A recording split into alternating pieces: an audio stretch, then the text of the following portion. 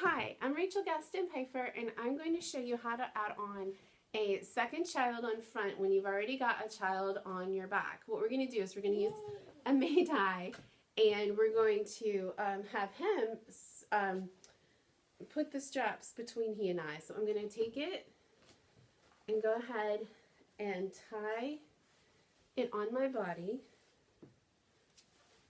I'm going to go ahead and tie over here on the side for two reasons.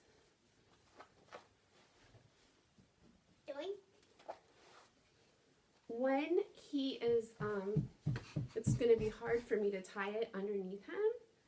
And two, this is going to interfere less with his legs. Okay, to get the straps behind us, I'm going to undo my chest clip, loosen my shoulder straps a little bit, and I'm going to hand him my May-dye straps. All right, slip this down between you and I and give it to my hand here.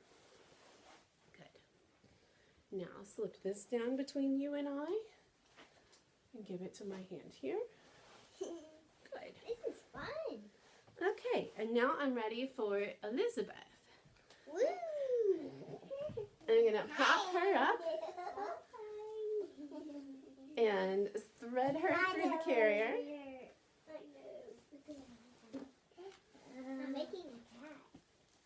And I'm going to tighten. I'm going to share it with you. Okay. Make cat friendly. No sharing. And tighten. I'm going to tie the knot on her bum. Yeah. Can you see? And pop it under a tush. I'm going to go ahead and pull my straps to the edge. If you need to, you can reclasp your chest.